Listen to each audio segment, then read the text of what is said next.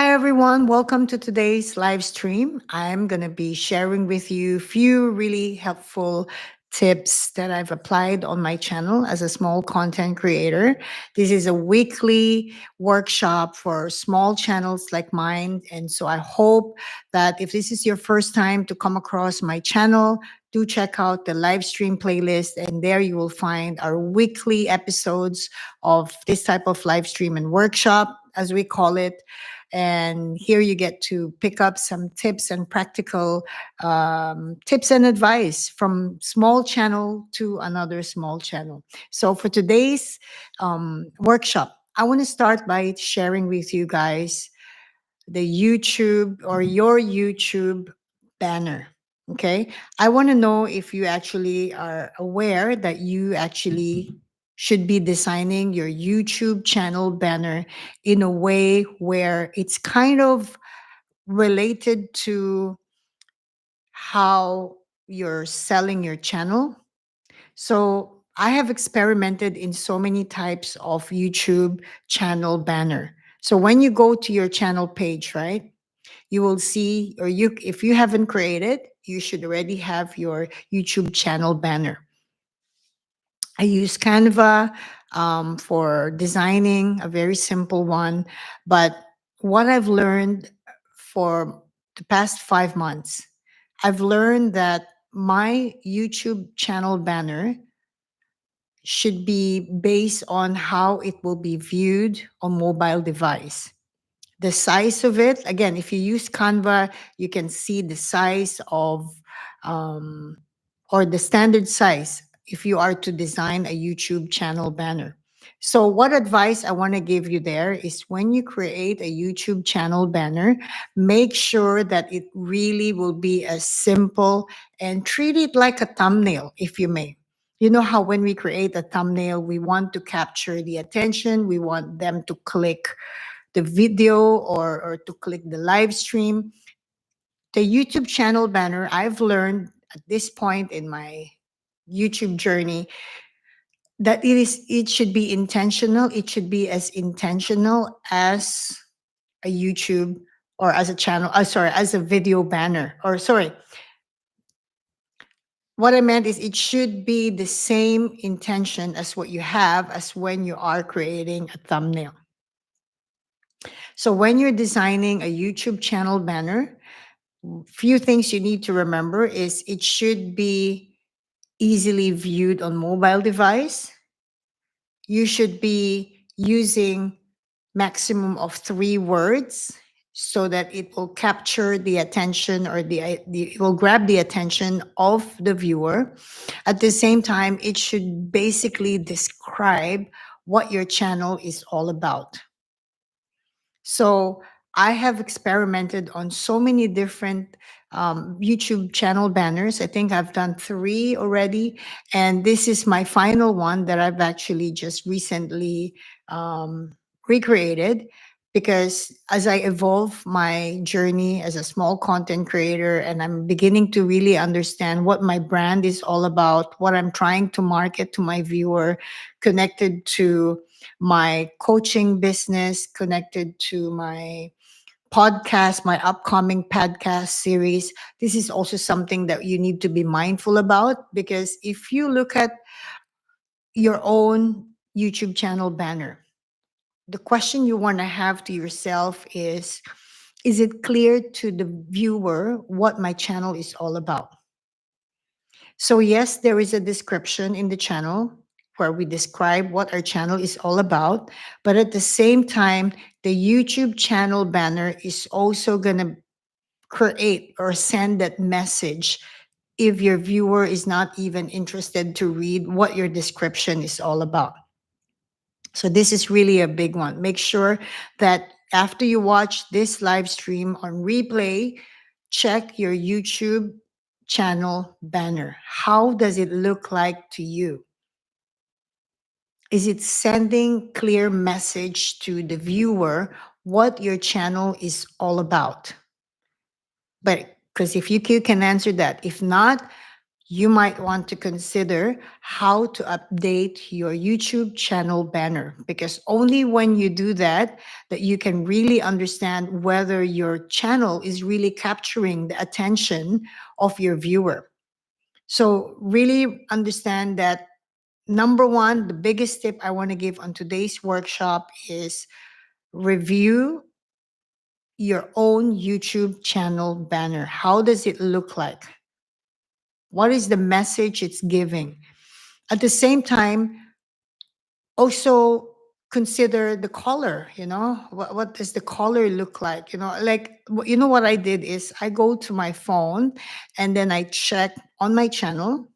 And when I check my channel, I get to look at my YouTube banner from the YouTube using my handphone. So it's very, very tiny, but at the same time, I can see everything that put together in that small channel banner. So don't forget to work and to evaluate your own YouTube channel banner to know whether this is something that would really trigger the viewers to check out your channel. Like I said, this is as critical as a thumbnail.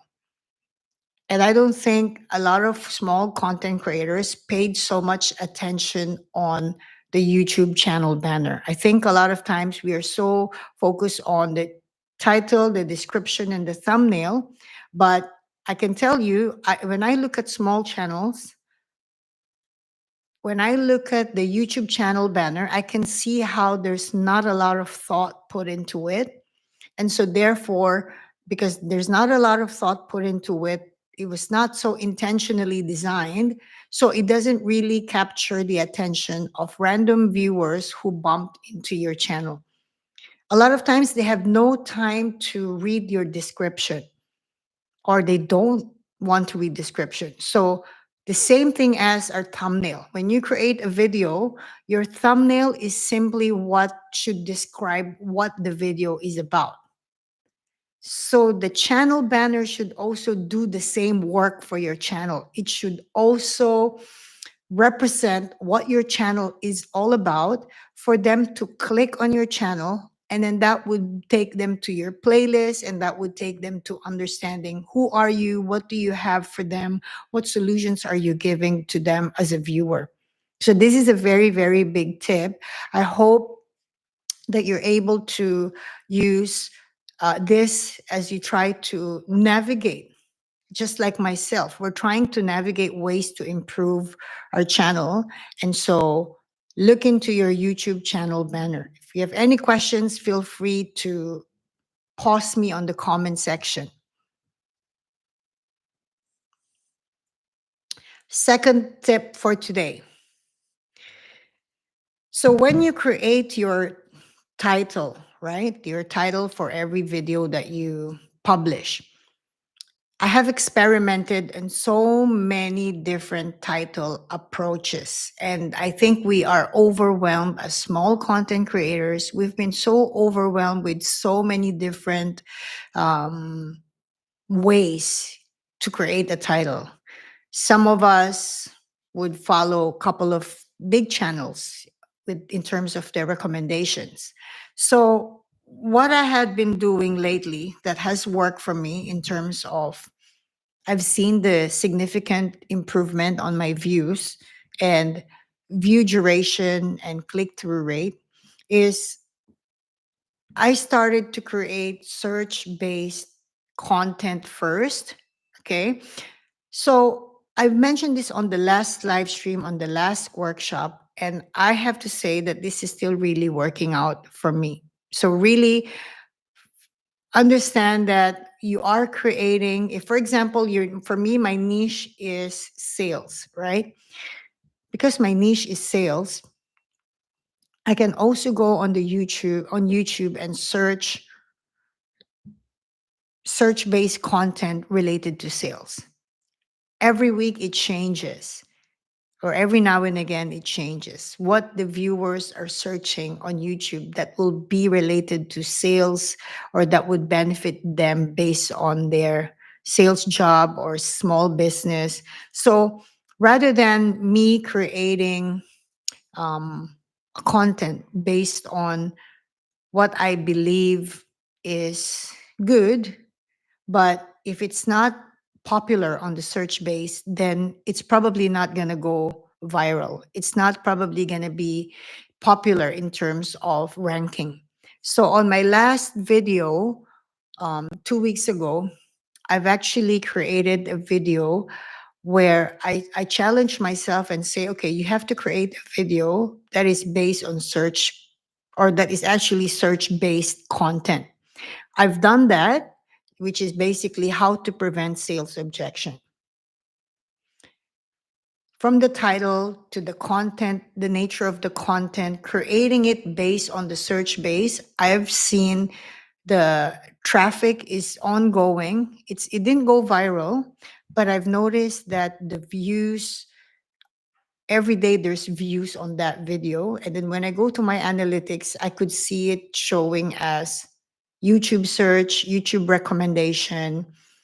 So it's a good indication that when you're creating content within your niche, what you do first is go to YouTube, search on your niche as if you're searching a question, or you're actually searching a question, or you're typing a question and you're looking for a solution that YouTube can give you and can direct you on which video would fix this problem for you. So, for example, your niche is, let's say, um, baking, bread baking to be specific. Instead of like, okay, today I'm going to record a video how to bake a toast, right? A toast bread. Instead of doing that, what you can actually probably do is say, okay, I would like to try on, I would search first on the YouTube search, how to bake bread. So while you're typing how to bake bread, it will also pull out different suggested questions. And that would lead you to what is the most search based topics. And then you can actually channel your energy into making a video related to that particular search based topic. So this is something I've already tried myself. I highly recommend you try this. So it also is linked with search based title. So these two work hand in hand, your title and your topic. I would say you can apply the same approach when you search for those topics. You can see also how those creators titled those particular topics. And you can somehow play around with the words in terms of creating a title for that search based topic. And then you can probably do something similar to what those channels have done in terms of title creating. But this is also a very good tip. I hope this is something useful for you. I've tried it and it's actually doing a lot of progress with my last long form video. Number 3, post consistently but smartly. So consistency is the key. But at the same time, you want to post consistent, good videos or quality videos, because this is the impression that you want your viewers to get from you. You want your viewers to predict that you are a content creator who creates good videos, who creates quality content, or you want your viewers to, or you want yourself to already earn a reputation from your viewers that you are a very good content creator and you deliver, and there's something valuable for them whenever they click view on your channel or on your new videos. So posting consistently, for me personally, consistently could be once a week, could be one short, one long, one live stream. Like for me, I feel that consistency is also allowing me to be more creative in terms of the topics, in terms of my confidence on the camera, in terms of putting out more ideas. And that's really something very useful for small content creators like us, because, like, for myself, I'm only 5 months old as a content creator. So I still have a lot to learn, but I feel that in order for me to also evolve, I have to be posting consistently, but without compromising the quality of my videos, the quality of my channel reputation. I feel that channels are also, every channel, everyone has a niche, everyone has a style of posting contents or whatever is the nature of your channel. I think the key to posting consistently is not only the number of times you're posting a content, but also the quality of your content.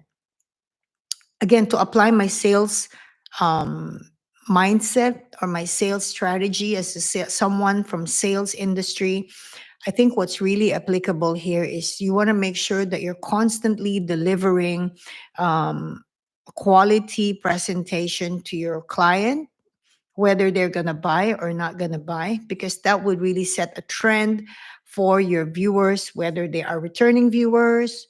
And if you look at your analytics, I want to talk about the analytics briefly on this. So when you go to your analytics, right, there is a section there that would indicate how many returning viewers were in that particular video. Have you actually seen how many returning viewers you have for that particular video? And if not, then maybe you want to check on how many returning viewers you have, because that would indicate as well that they like what you're making, they like what you're creating, they see consistency in your product. So therefore, they will consistently rewatch or watch more of your other videos. So this is a very, very good tip as well. If you can see returning viewers on your analytics, it's an indication that they really like what you're actually promoting to them or what videos you're creating for your audience. So again, another tip as a small channel like myself, the benefit of posting consistently is not only that you have content in your channel, but it also allows you to get better with content creating, get more confident on the camera, but ultimately you are also able to invite more returning viewers. It's one thing to have one viewer to have click your video, but to have returning viewers, it really helps your analytics. And that's why I'm a big believer of, if you are in my channel and you watch my video, I give that back to you, that same support back to you, because I know that this will affect your analytics. And to see me as a returning viewer to your channel every day, every week that you post something, it would really influence the algorithm. So be mindful of this tip as well. Okay, now let's go to the next one.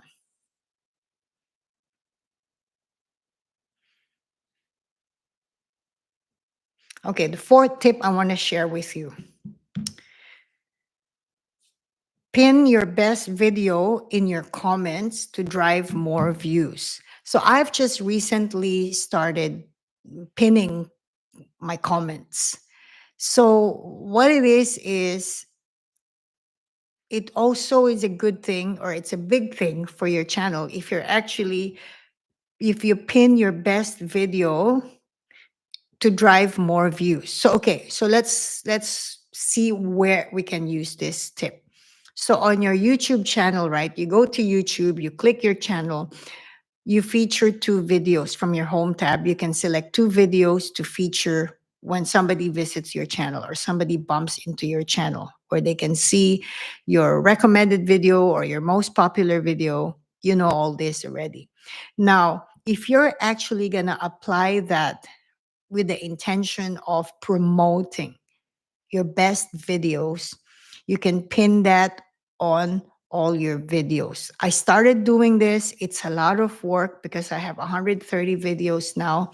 So I literally need a couple of hours to go through this, where I go through every video and I have to pin the best performing video in my channel. And hopefully the new viewers who bump into that video would say, oh, what is this that she's pinned here? What is this video about? So this is related to my interest. This is something also that I can make use of for my business. So therefore, that would allow your new viewer to click on that link and takes them to that big video or popular video or high performing video. So if you've never done this, go through every single video that you have posted. It's a lot of work, but I'm very sure it will be worth it because after all, every view counts. Every single view counts. So that's the next tip. Now we go to tip number 5. The 10-minute rule for monetization. Create longer videos, 8 to 15 minutes, to increase watch time and add revenue. So did you know that YouTube actually don't really monetize unless the video is above 8 or is between 8 to 15 minutes? So anything below 8 minutes, from what I gathered, YouTube does not really um, monetize those videos in terms of ad revenue.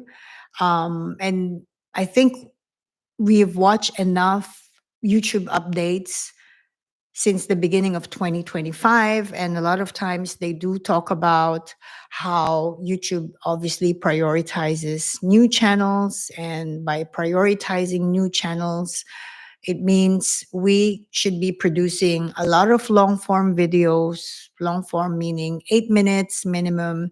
And if you can do live stream, that would help you with your watch hours, which I've been purposely doing the past few weeks now. But it's a lot of work because I also need to create a content that would drive my live stream given the nature of my channel. So I don't want to do live stream and just gather the watch hours. When I do live stream, I want my viewers as well to see the consistency of the nature of my channel, which is delivering content that will be useful for them. So, having said that, be mindful of the length of time of your videos so that if you're not going below 8 minutes, so that that will be eventually monetized, or the 10-minute rule, basically 10 minutes minimum is the video that YouTube would monetize for you. So be mindful of that to increase your watch time and ad revenue. So this is a very big tip. Maybe not, I was not aware of this until I learned about this from the YouTube audit that I signed up for 2 weeks ago. If you remember, I mentioned to you that I paid a YouTube guru to audit my channel just to see what am I doing wrong or what am I not doing in order. Of course, there will always be imperfection. It's never going to be perfect because that's life. And this is one of the tip that I've gathered from him. He said, if you're doing 10 minutes below video, those are not going to be monetized by YouTube and there's no ad revenue on that. So make sure that you're aware of the length of time when you're creating a content, that it's not going to be an 8-minute video, 5-minute video, because there's no benefit on that for you apart from views and exposure about your channel or about that particular topic. Okay, next one. I like this one. It says analyze and improve with data. Basically, you want to change. I like this one. Analyze and improve with data. What do you mean by that? Okay, so I learned this as well from my YouTube guru who's audited my channel. Basically, the only time you want to change your thumbnail or update your thumbnail is when your click-through rate is very low, meaning to say is below 2% or 1% or below 1%. Let's say the first 72 hours, the first 3 days, the first 4 days, you can see, you want to watch that last most recent video that you posted. You want to watch the performance of that video and recognize the click-through rate. Is it going up slowly or it's flat or it's not progressing at all? So what you want to do, obviously, is to keep an eye. I've done this on my last video as advised by my YouTube audit guru. I watched the performance of that video. And then after I've watched that, I was able to identify that, oh, wow, on the third day, on the fourth day, the CTR has gone up from 1 point something percent to now almost 4%. While it's not super high, it's improving. So the funny thing is, on the first 2 days, because I'm so inexperienced, like many small channels, and I saw the CTR and I'm like, oh my God, the click through rate is so low. So I already designed a thumbnail to replace that. And I asked him that, and he said, no, Majoy, don't do that just yet because it's a newly posted, newly published video. You want to give it some time to perform, and you will have an answer to that maybe in a week or in 2 weeks, but it's too soon to replace the thumbnail. And I'm glad I listened to him because now the video, let me just check and show you, just so I can be so specific as well with the performance of that video. Just give me a second. Okay, there it is. So this particular video, all right,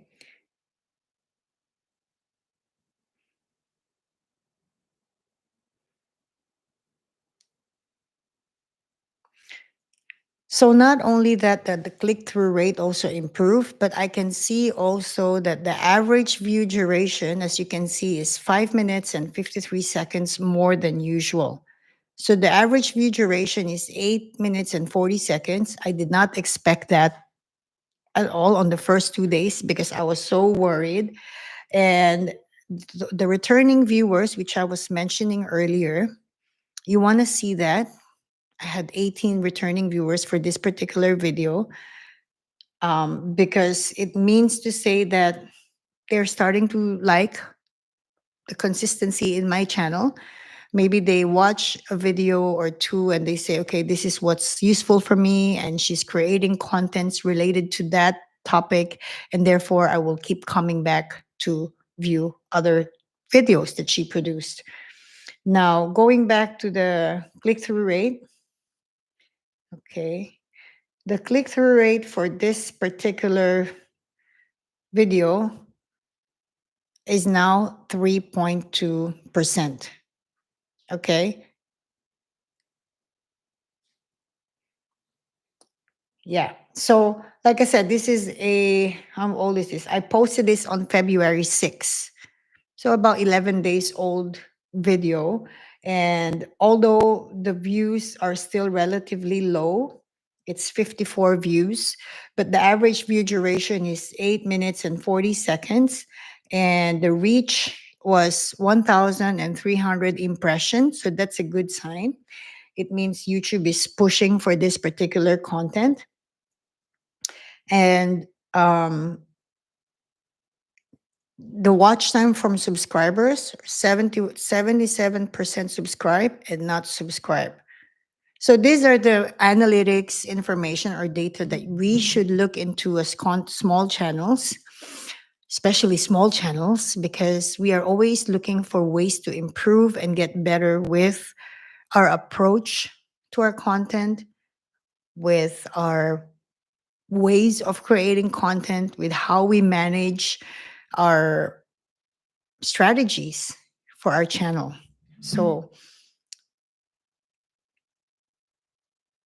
yeah, just remember to check your CTR, because CTR will be an indication whether your thumbnail is not helping you to generate a view, or if your thumbnail doesn't need to be changed, that it's actually working out for you. So what do I do as well for this? I've mentioned this in many of my workshops at the very beginning of, no, actually around December, I did a workshop about small content creators, and I talked about how I revive or revamp my channel, or sorry, my videos. I check the thumbnail, I check the title, I check the description, I check the tags, And those are the four areas that I could still make adjustment to anytime I want to, apart from the recorded content, of course.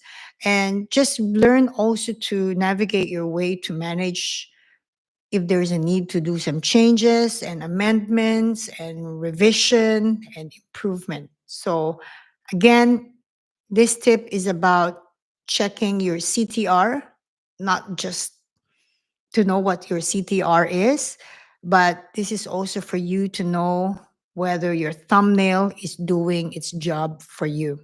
When the CTR is good, that means your thumbnail is competitive enough that people will click.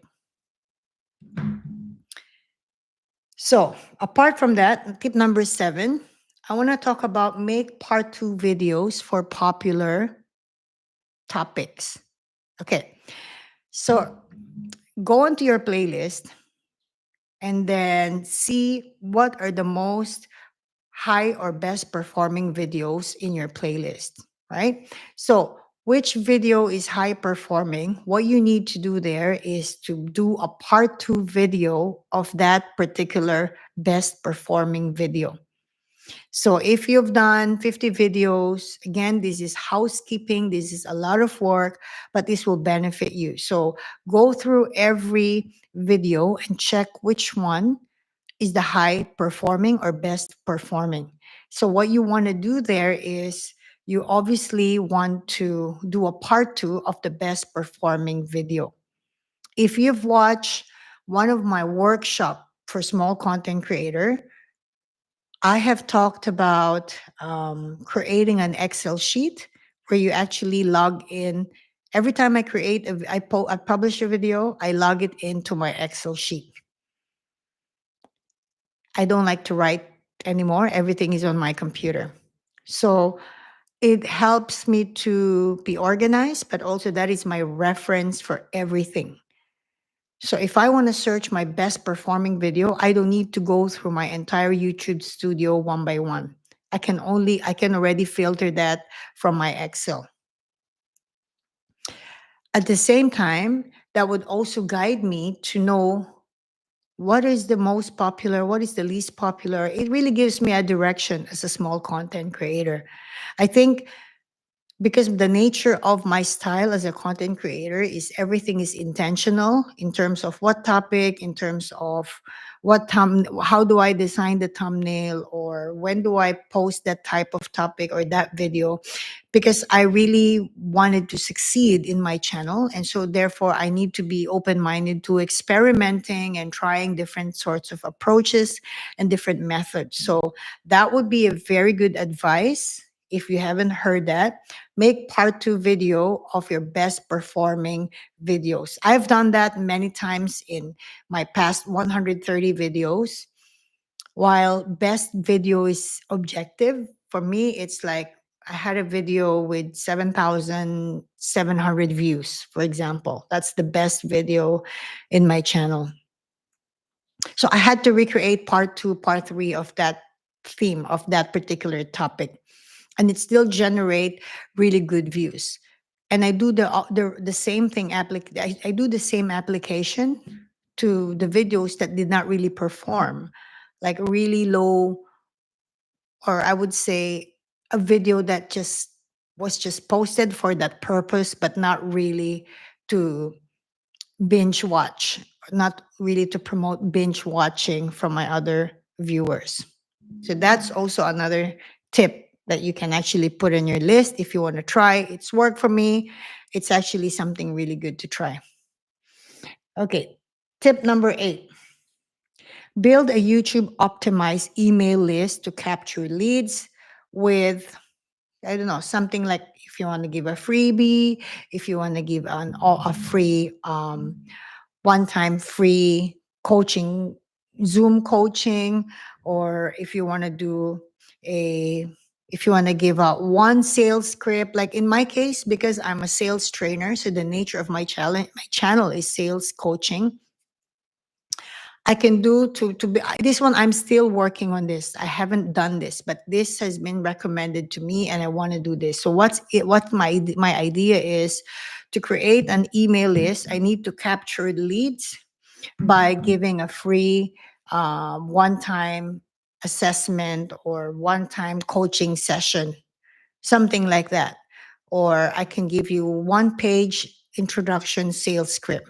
So, depending on the nature of your niche, depending on what you're offering on your channel, if you can afford to give something that will not cost you money, but would actually introduce your product or your service or your skill, but also in return, they can give you their email address so that when you want to promote anything, they will be on the email list. This is something I'm working on right now that I thought, why not I share it on the list today? So if anyone here is an educator or whose channel is providing uh, educational content, you can actually try this one. And then finally, number 9, don't skip the community tab engagement. I've seen so many channels in my channel that I subscribe to, that I follow to, that don't really make use of the community tab if they want to do a poll, if they want to post something to connect with the viewers, with their community, or you want to create a community using your community tab or community post. I would recommend for you to start checking it out and start using it. And this is the kicker. A lot of times you will not get a reply. A lot of times nobody would comment, nobody would respond on your poll, but that's okay.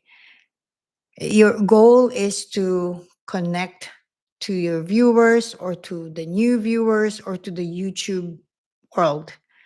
And it will be, it's like throwing a net and see how many fishes would actually jump in and how many fishes would participate on that poll. So it's okay. I think the hesitation for us posting on community posts is the response that can be discouraging if there's no one responding. I don't get a lot of response. Sometimes I get zero.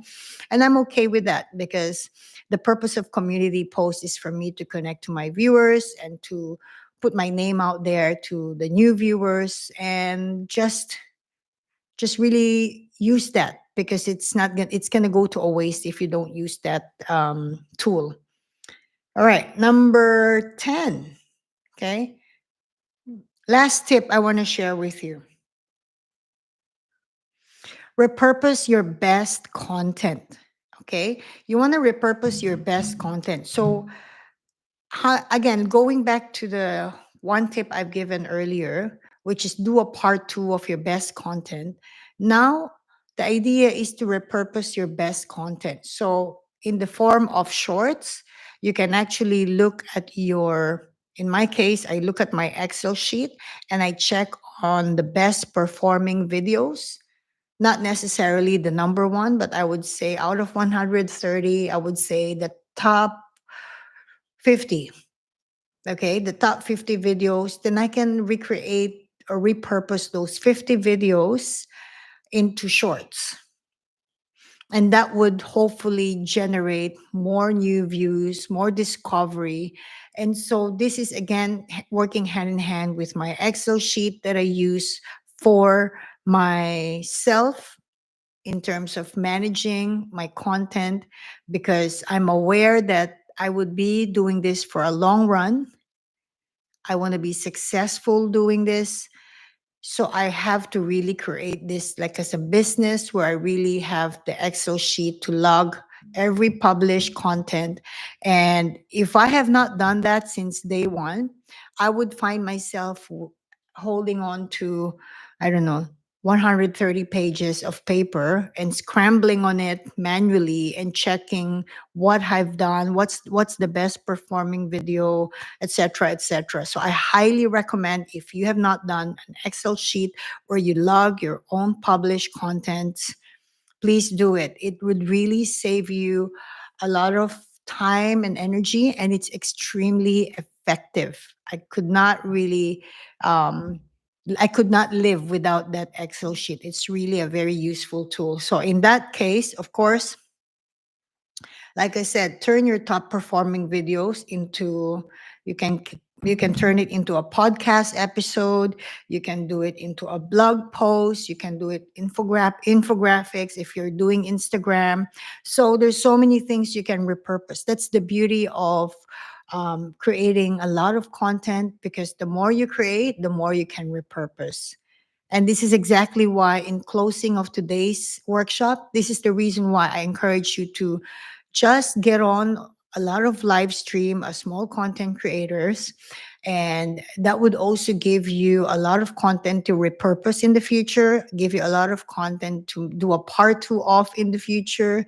And you can create the shorts from this particular live stream. So also, most importantly, you can generate a lot of watch hours. So I hope that you enjoyed today's workshop. I will include on the description the timestamp and all the topics. And today was not a very busy day in terms of audience, but that's okay. I appreciate those who were able to stop by on the first live stream. But hey, there will be a replay of this. I'll see you guys next week on the next training session.